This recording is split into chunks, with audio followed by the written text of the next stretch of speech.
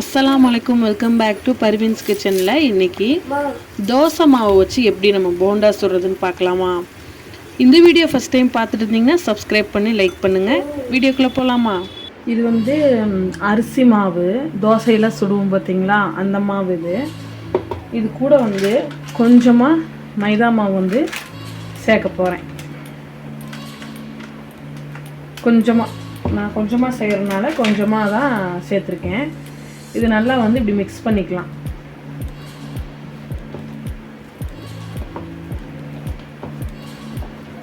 நல்லா இந்த மாதிரி கட்டி இல்லாமல் நல்லா மிக்ஸ் பண்ணிக்கோங்க. தேவைப்பட்டால் கொஞ்சம் தண்ணியும் நம்ம ஊற்றிக்கலாம். இந்த மாதிரி கட்டி இல்லாமல் நல்லா நம்ம மிக்ஸ் பண்ணிக்கலாம். கூட நம்ம என்னென்ன சேர்க்க போகிறோன்னு பார்த்தீங்கன்னா, 2 பெரிய வெங்காயம் நல்லா பொடி பொடியாக கட் பண்ணி வச்சுருக்கேன். நான் பொடி பொடியாக 2 பெரிய வெங்காயம் கட் பண்ணியிருக்கேன். அதை கொஞ்சமாக சேர்த்துக்கலாம். கொஞ்சமாக சேர்த்துக்கிறேன் நான்.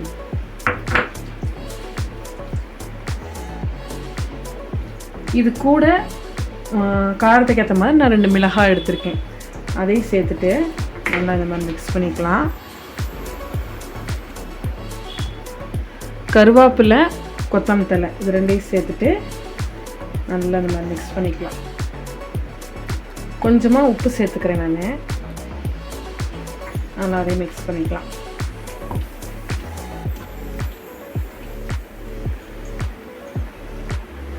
இது கூட கொஞ்சமாக நான் அரிசி மாவு சேர்த்துக்கிறேன். நல்லா கிறிஸ்பியாக நல்லா முறுமுறுன்னு இருக்கும். சேர்த்துக்கலாம். இது கூட கொஞ்சம் சோடா எல்லாமே மிக்ஸ் பண்ணிட்டேன். உங்களுக்கு பார்த்தாவே தெரியும். அரிசி மாவு கொஞ்சம் போட்டாச்சு. நல்லா இதை நம்ம சுட போகிறோம். எண்ணெய் நல்லா சூடானணும் நம்ம சுட போகிறது தான்.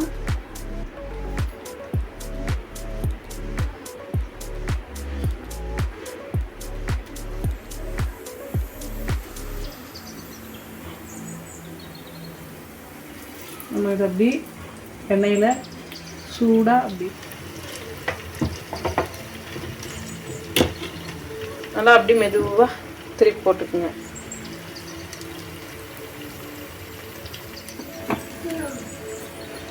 இந்த வீடியோ உங்களுக்கு பிடிச்சிருந்தா ஒரு சப்ஸ்கிரைப் பண்ணிவிட்டு லைக் பண்ணிடுங்க, ஷேர் பண்ணுங்கள். அடுத்த வீடியோவில் பார்ப்போம்.